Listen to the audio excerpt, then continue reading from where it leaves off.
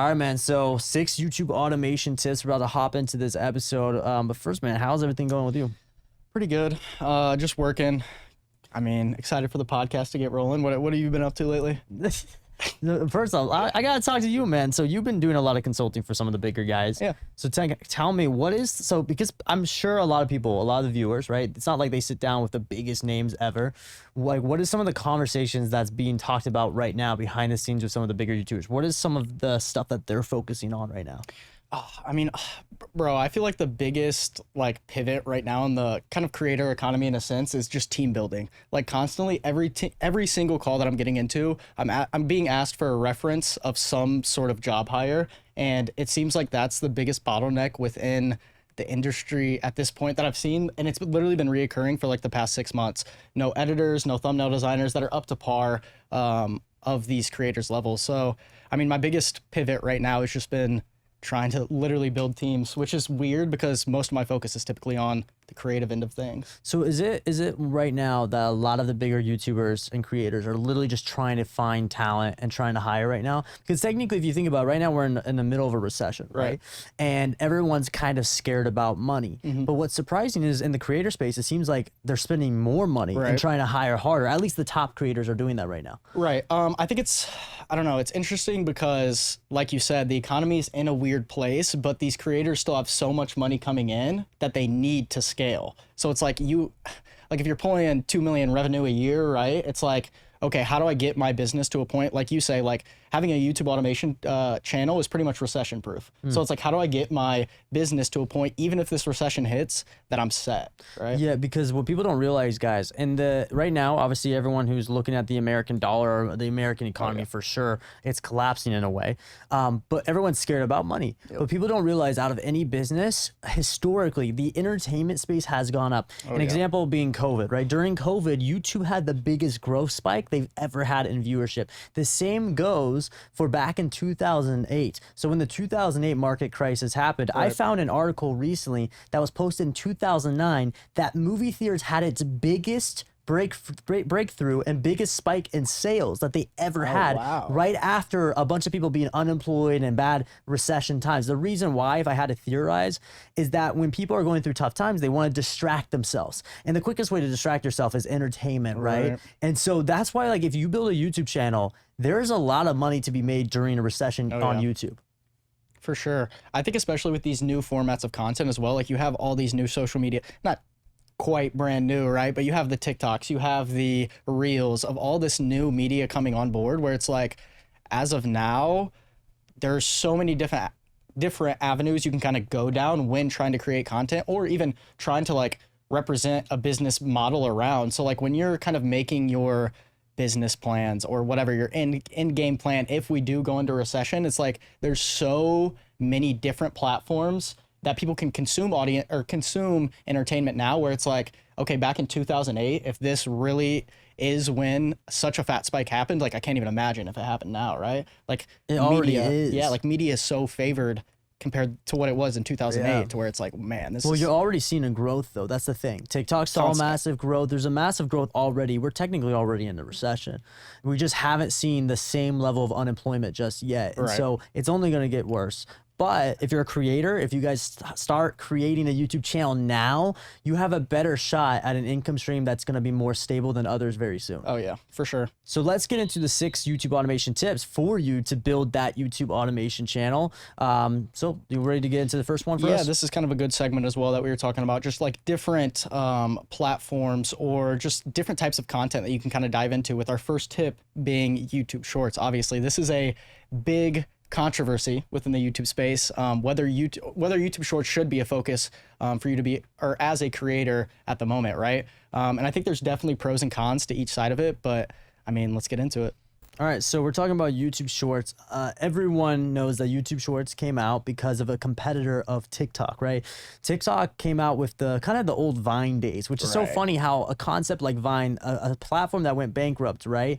Ended up coming back. Obviously, it's not the same company, but came back the same idea, being the biggest but platform. Ended up taking over, right? And because of that, YouTube, Instagram, all these other like social media competitors got scared because all of their market share was being taken over by TikTok. People were being moved over to a new platform. Exactly. And so YouTube knew that they had to rush to release short 60-second and less content as fast as humanly possible. Otherwise, they would lose market share. For sure. But that came with some pros and cons. And one of the cons is that, for people who don't know, me and you, like, we both have been doing YouTube for a long time. But when I was doing YouTube in 2016, and historically, whenever YouTube came out with a new feature, they would always give it at least a year, sometimes 2 years before they released it to every single individual. Correct. They would give it to a small list of 10,000 people, and over time, with more and more data and improving it, they would then release it to everybody.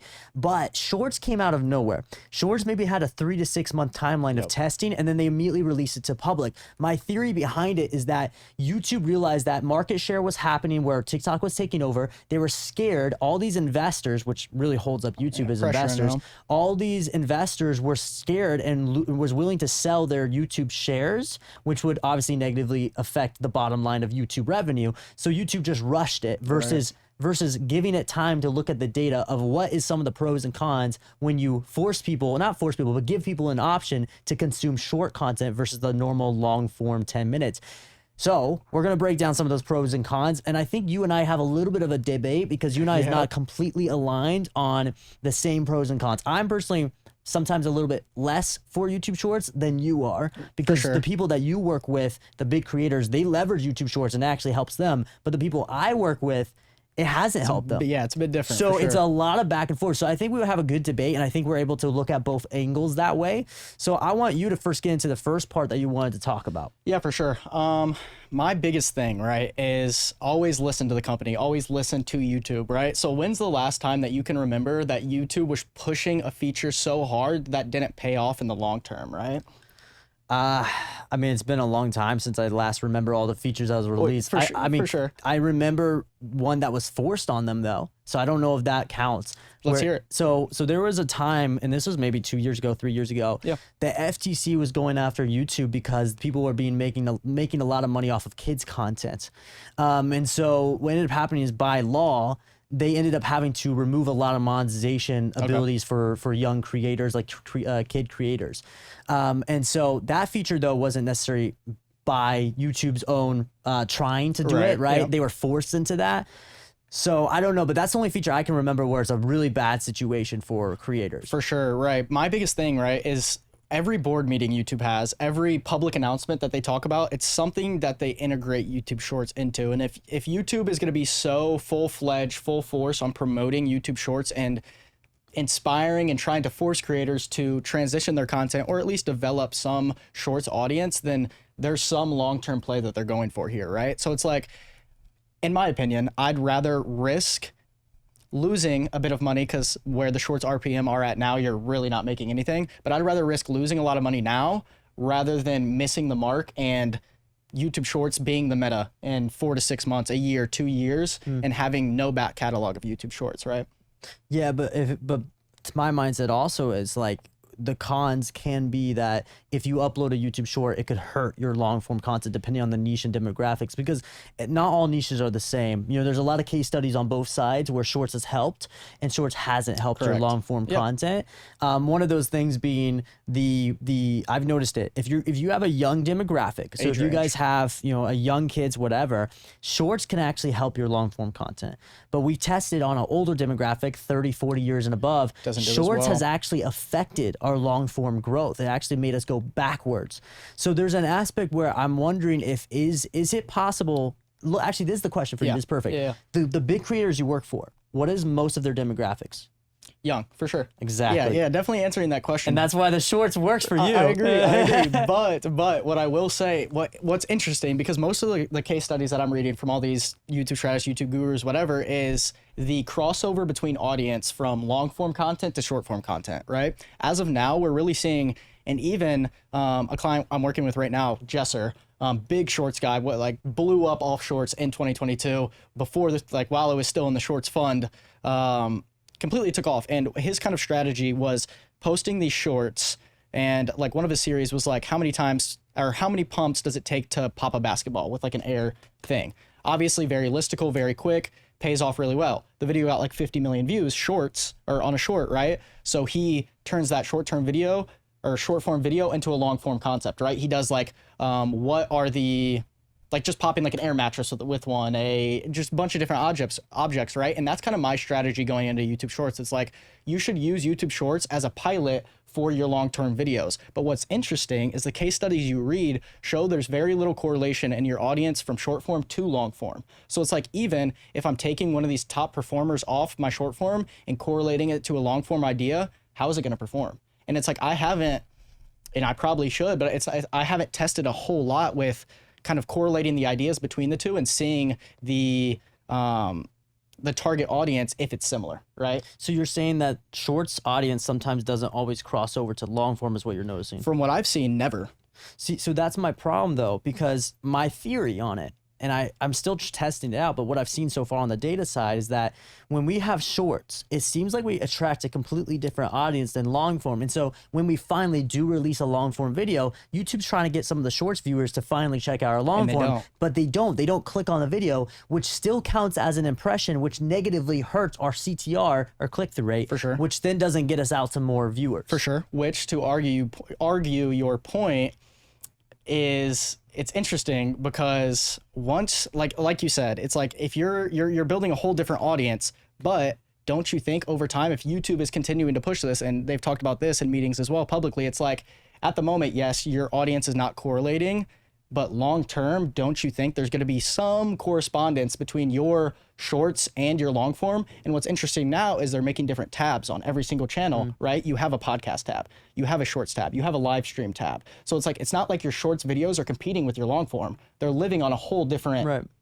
But they're competing in a way of suggested. So it's not about, that's going to a specific channel. Right. I'm talking about going to the homepage. Because most people go to the homepage. They just watch videos on the homepage, right? Whatever's recommended to them, the algorithm is good at feeding the right videos to you. Yeah. And what I'm saying is, how many of those people who watches the shorts, right? And then YouTube is like, all right, let's try to push them to a long form video that relates to this short. How many of them actually move over? Well, I don't think it's viewer choice. I think it's a struggle of YouTube algorithm being able to recommend the right YouTube shorts to the correct audience, because like you said, they rushed it to whereas they only had 3 months to develop this.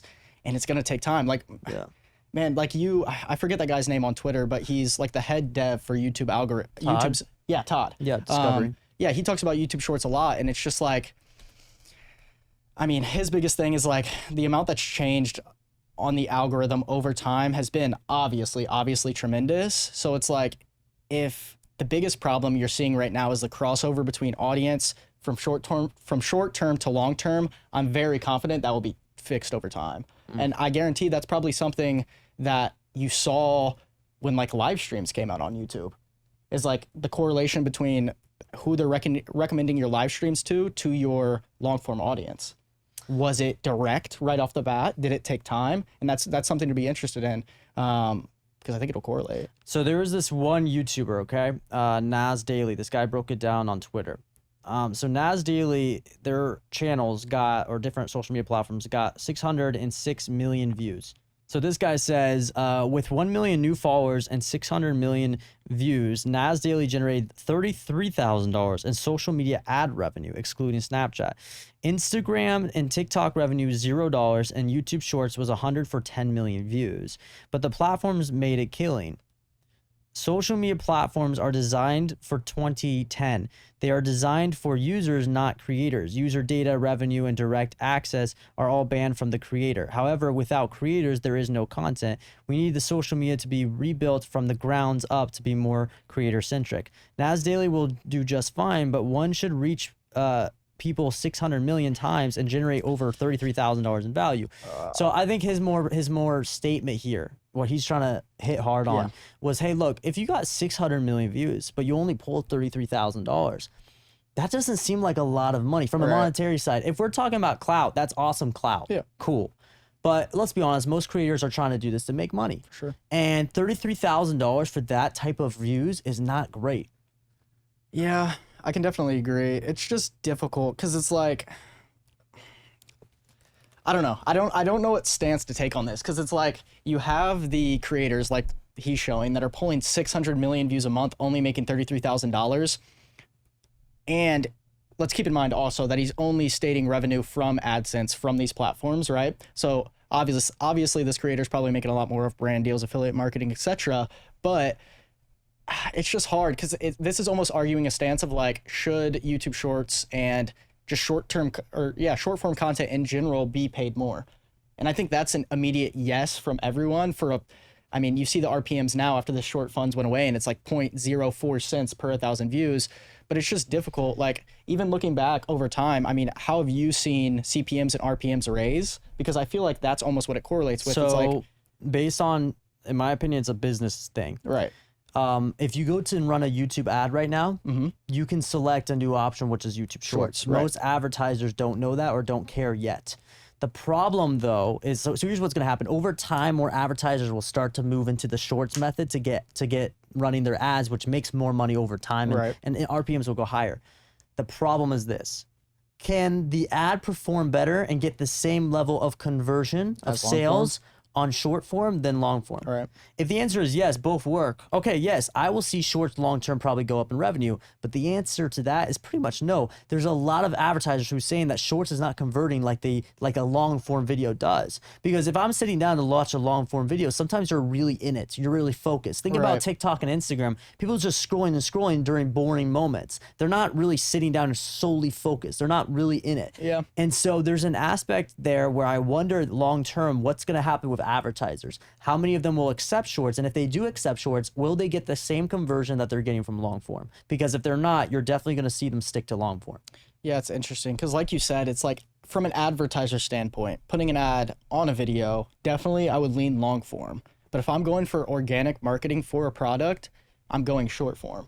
Like I would say conversion wise, and I worked for a marketing agency for a little bit, so I can kind of stand behind this confidently when I say it, but typically from like an average size creator, let's say they're pulling 100K views per video, a 60-second integration won't convert as hard as a YouTube short with the same amount of views because that's a dedicated video on the exact product. So like you were saying, it's like maybe, and it's obviously this is weird in like an AdSense standpoint, but like eventually maybe it comes to the point where it's like the marketing on videos is leaning less on AdSense and more on brand deals short form wise because it doesn't convert ads wise. Like you said, you're not completely interested in a short form video because it's only 45 seconds, right? You're not going to click on that ad because you're not interested. So, I mean, it's interesting. I think you can argue both sides in a sense. To me, in this, if you're pulling 606 million views per month and you're making $33,000, that is a problem with your monetization methods. Personally, my mindset is right now as it stands, you better be doing both then. I don't think you should ever solely just do shorts. I don't think the money's there. For sure. Look, this is what my point is. If you're going to do shorts, because there's a lot of views behind shorts, the method to do shorts is simply to try to get more people to move over to long form content because long form content makes more money.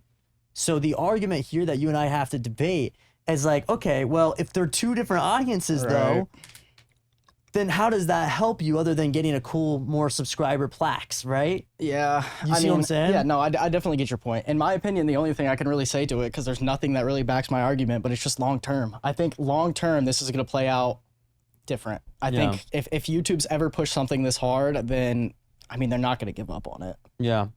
I would say at the end of the day, using shorts if you have a young audience is good. Yeah, for mixed sure. with long form. Yeah. I'm wondering the adult demographic, will it perform? But that's the question we have to I will say test. I don't think it'll kill your channel.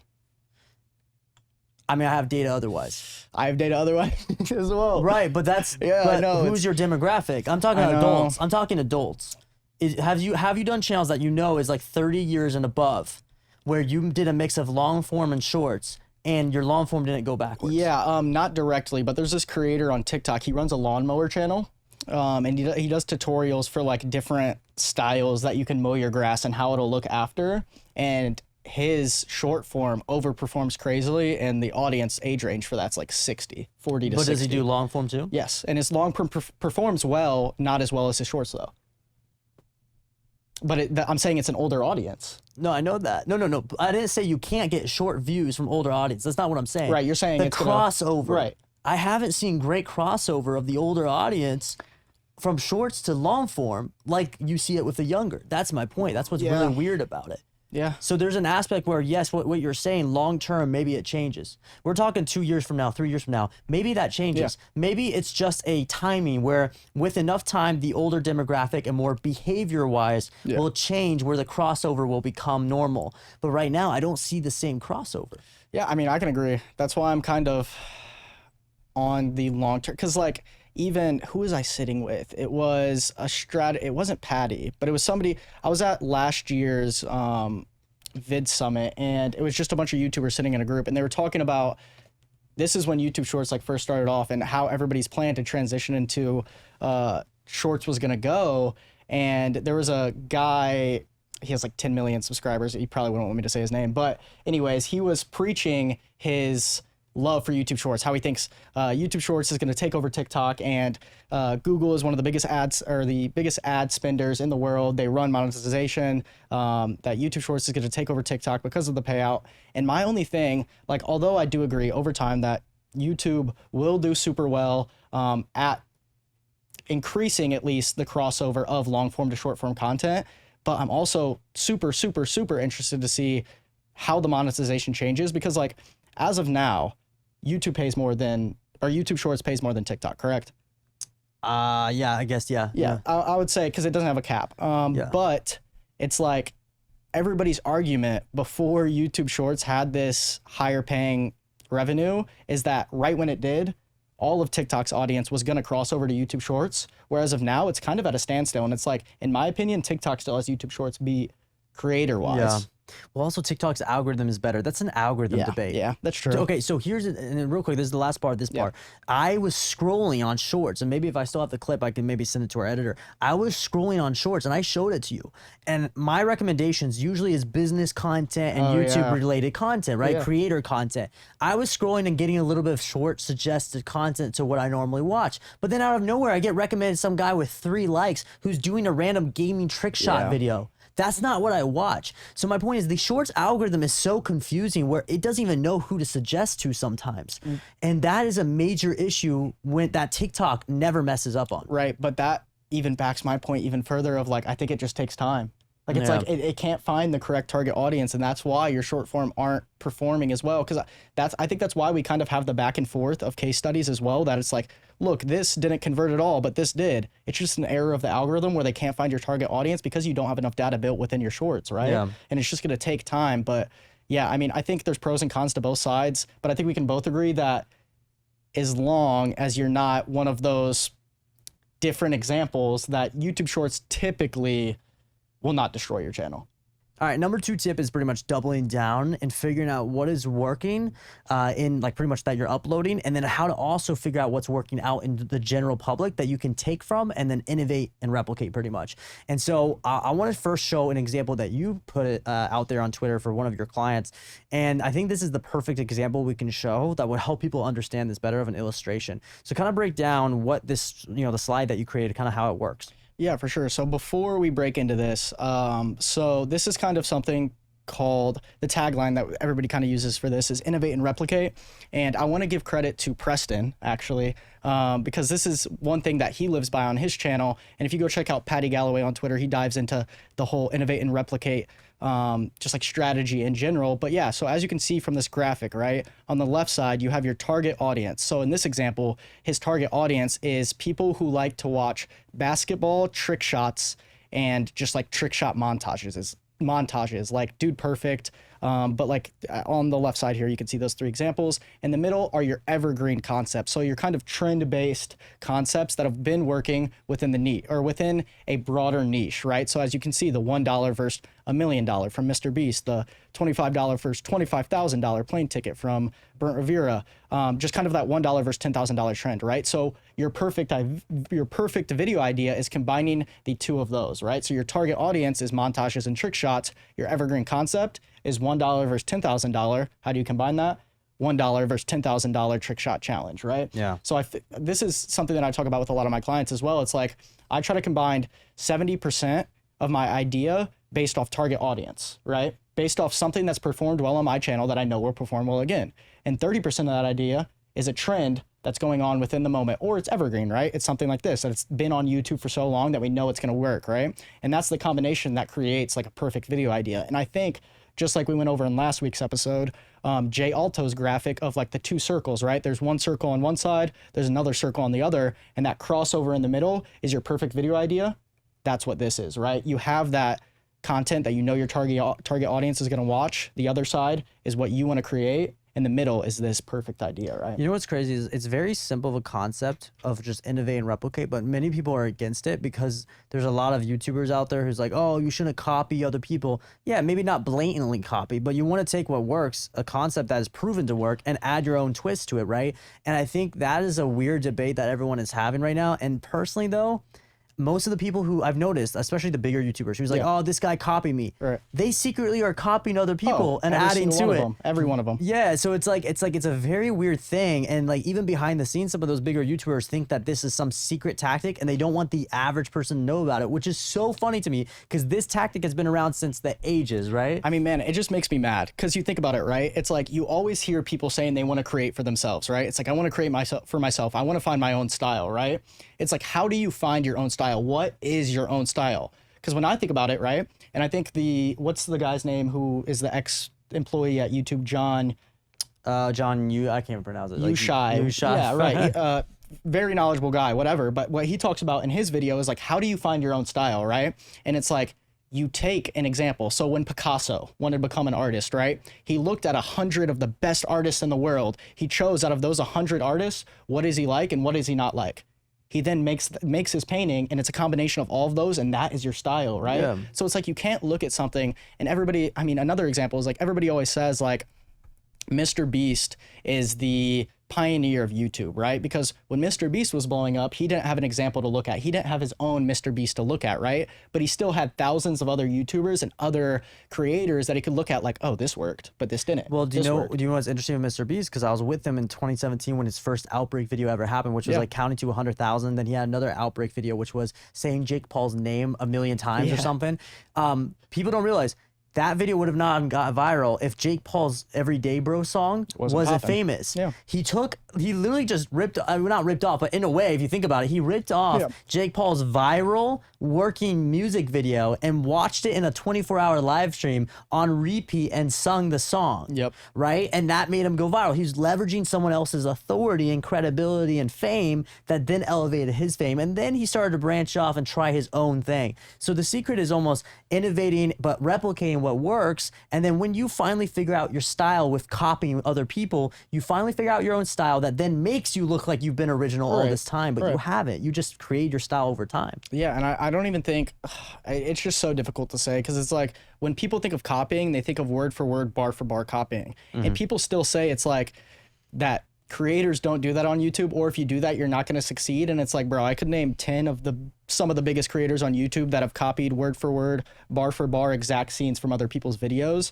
So it's like, don't be too nervous or feel like you're doing something wrong for taking inspiration from an exact scene, because every single thing on YouTube is washed and reused every single day. So it's like, I think people overthink and get too nervous on the fact of like copying. Like every single person on YouTube does it.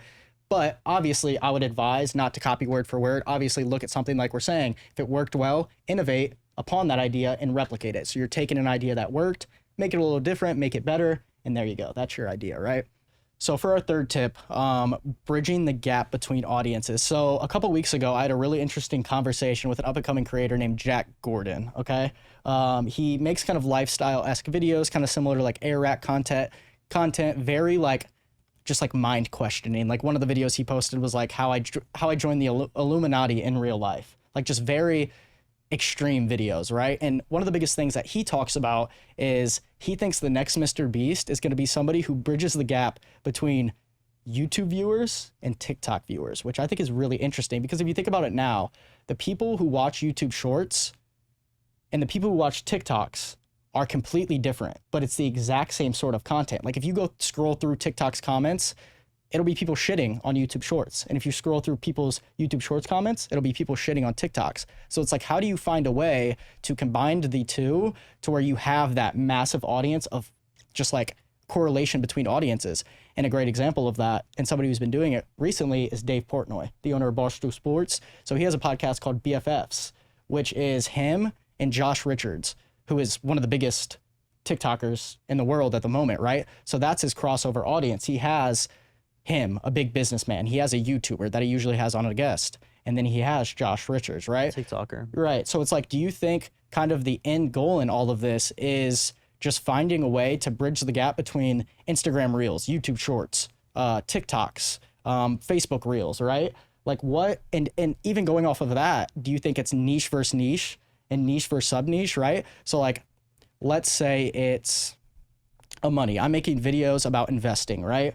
And I'm trying to bridge the gap between investing and rap music, right? And that's how I broaden my viewership, right? So a video idea for that, if you put it together, would be how X rapper spends his money or how X rapper invests his money. Exactly. So that's how you bridge the gap, and you take two different audiences and combine them to make them both interested in the same thing. So I want to know if that's, I don't know if that's YouTube versus TikTok versus Instagram though, as much as it is more crossover of interest though. Like that's a niche crossover.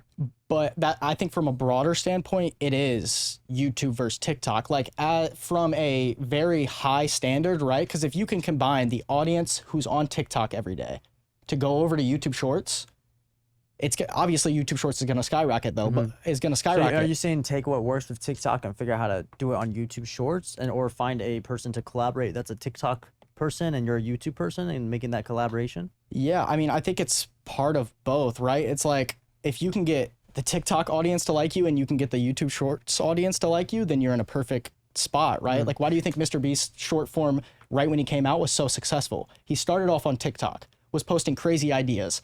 I'll pay you $10,000 to fly to Paris and give me a baguette, right? He posts that, it performed super well. What is different though with YouTube Shorts and TikTok?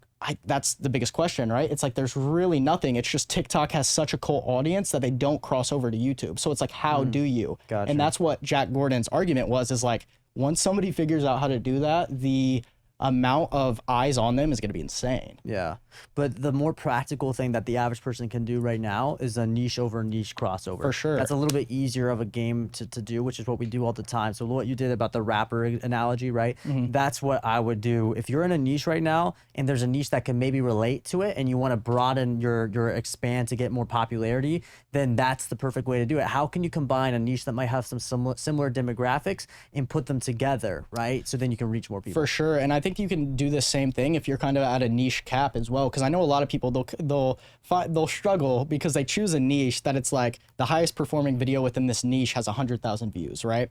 And let's say a good example I have for this is a katana channel. So they're a brand who sells knives, like big katanas, right? And all their videos obviously are about katanas. And what are katanas from? Anime, right? So their long form videos, their crossover is between katanas and anime. And it was like, okay, how do we bridge this gap to overcome people who don't care about katanas to still watch this video? Anime, right? So that's how you kind of find that exception of like, okay, how do I find the crossover between my content and to relate it to a different niche of viewership, right?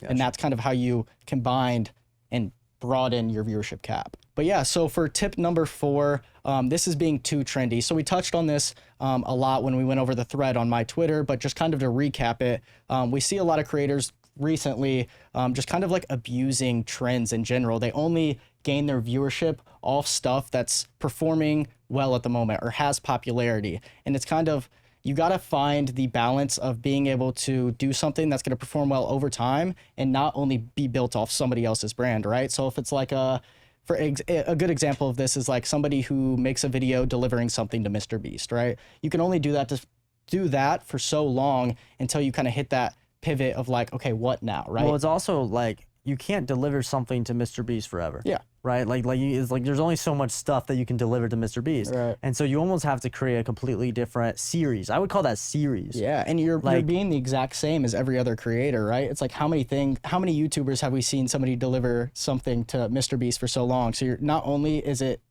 only limited time, but you're doing the same thing as everybody else. Yeah, like, well, it's again goes back to, it's nothing wrong with doing the same thing as someone else and doing it better. Yeah. It's that you need to make sure that if there's too many people doing it, then it's too old, saturated. right? So there's a balance that you have to play where there needs to be proof of concept, but not too much overdone. Right. And I think you have to have a good reason for that trend, like we were kind of talking about with that creator who stayed outside of Eric's 10 million pizza party so he could be the first one in, right? Like that one feels genuine because there's a reason for him to stay. All right, so number 5 tip is stay ahead and pivot. So kind of break this one down. Yeah, for sure. So I think what a lot of creators struggle with, and this kind of coincides with doubling down per video idea, but once you're posting and you have a video that is performing decently, what are you thinking ahead? Like, I think what a lot of creators look past is like, okay, let's say I uploaded a video that does super well, it's the top performing on my channel, but how do I follow up with that, right? And I think that's big, is like the progression over time of trust from your viewership that will ultimately lead into your success, right? So like, let's say you're pulling 500 views on average. You get a video that has 10,000 views. If you can post another video of that quality that can get 10,000 views again, your channel's success obviously is going to continue skyrocketing. Whereas if you follow up that video with something that's similar to what you used to post that flopped and it flops again, it's almost like resetting your success. So right? pretty much just focus in on what's already working for your channel. Right, for sure. And it's just kind of regressing from each video. I have a quote on here as well that's super interesting. And it's like, repeating the same thing and expecting a different outcome is the definition of insanity, right? And I think that's what a lot of creators do on YouTube. It's like we get stuck in a cycle of creating the same videos, having the same format, doing the exact same things, having the same jokes, that they all keep performing the same. And it's like we wonder why, and you're not changing anything about your videos. Everything's the same. How are you going to not change anything and expect a different outcome? Let's talk about the 6th tip, which is sincerity. Real quick, on the YouTube automation side, I wanted to focus on this for other people. The way I look at this tip, there's 2 different ways to look at it, and you can talk about one of the tips, but first I want to talk about my way of looking at it. Yeah. I think about storytelling because I see a lot of YouTube automation channels now where it's all just fact-based and it's like a news headline, and it doesn't have a story, doesn't have emotional aspect to it. And I think people need to understand. So what I did real quick, I went to a personality, pretty much it was like a personality seminar where they break down different personalities, and there's only 75 people allowed to be in it, and we paid like $250,000 for this one guy to speak to us who's worked for the biggest presidents, right? Okay. And taught them how to read people in a room. So of the 75 people, these are like business owners who make 8 figures plus, right? So we're sitting in this room and they give us what our personality came back to, and there's 5 major personalities that exist. I don't have time to go into all of them, but I'll go over the top 2 that majority of people fall into, because there's 2 of them that makes up more than 60% of all personalities. There's 2 that most people have. One is a thinker and one is a harmonizer. So a thinker is someone that's very logical. You and I as more thinkers, we're very data driven. And so if someone comes to us with an emotional story, we might connect a little bit, but we're more connecting based on random numbers. And like our brain is always thinking that way, right? Yeah. The average person doesn't think that way. Other people think on a level of a harmonizer, which is more feelings based. Okay. So they're not driven by logic. They're more driven by, feeling emotion and feeling like they're connecting to a person or story. So the same goes for when you're making content on YouTube. You guys need to be remembering to focus on both people, right? Because both people make majority of the persons out there. So what that means is you need to add some facts. Yes, everyone's getting that down. Everyone's doing like 10 facts about NBA stars. Cool, that's facts. You're hitting them with logic, but you also got to hit them with a story behind emotional story behind the logical reason, right? So like, let's say, what is a random video idea we can come up for, to make it make sense for YouTube automation? Maybe something like 10 facts that you didn't know about LeBron James. Yeah. Well, if I'm going over, let's say one of the facts is the fact that he has a $200,000, car, right? That he custom made. Well, instead of just being like, yeah, he spent $200,000 on this custom car made, maybe tell a story, even if it's slightly fabricated, right? Because there's not a lot of information all the time, but tell a story, an emotional story. The reason why he spent $200,000 for a custom made car is because it meant something to him, because when he was younger, he looked at all these athletes that were successful financially, and he told himself, one day I'm going to have that exact same car, and it meant something. You see what I'm saying? Right. There adds some logic and the emotional side all in one. So I think when it comes down to sincerity for me on this tip is try to be a storyteller, not just a fact teller. I 100% agree. Yeah, I don't think anybody could say that better. And I think that's not even on the side of just YouTube automation as well. Like, we're running into the same thing on YouTube in general with this whole Mr. Beastification of everyone's content, right? It's like everybody's starting to get sick of it. Everybody's leaning towards that creator that drives emotion, where I watch this video and I feel completely different after watching the video. One of the creators that I really like to watch, you should check it out later, and same with these guys, but Natalie Lynn, she's a girl who travels the world just making vlogs. She lives out of a van, and all of her videos, she has like a message that she's trying to drive within the video. And at the beginning of the video, she always starts the video in one location. And at the end of the video, she ends the video in the exact same location, except emotionally and physically different. And it's very visually noticeable within the video, whether she starts off and she starts the video grinning and excited about getting ready to go on this trip, and then she ends the video in this exact same spot, dirt all over, looking sad, looking depressed, right? So I think there's a big thing, and this is in traditional media as well. Like, think about your favorite movies. When you're watching those movies, you're constantly feeling your emotions times 100, right? And that's why you're staying so intrigued throughout the whole video. So when you hear these things that are just like retention tactics for videos that are going to keep people interested, I think you need to stop focusing on a cut every 3 seconds and focus on how you can drive emotion to your viewer every 3 seconds, right? And a good way to think about that is what I do is when I'm writing a video, right? Whether it's script writing, whether it's outlining, is I'll write every scene, and then in that scene, I'll think about, okay, how can I drive internal and external conflict within the scene, and what factors are playing into it, right? Is it external conflict by this guy hits him in the face? Is it internal conflict by me adding B-roll and saying something emotional, right? But there needs to be something in each scene that's driving a theme that you're wanting for your video, right? So that's the 6 YouTube automation tips. Real quick, if you have any questions, we're going to be doing a Q&A segment in future episodes. Ask the question down below, anything related to YouTube, and you'll have a chance to be featured on one of these podcast episodes.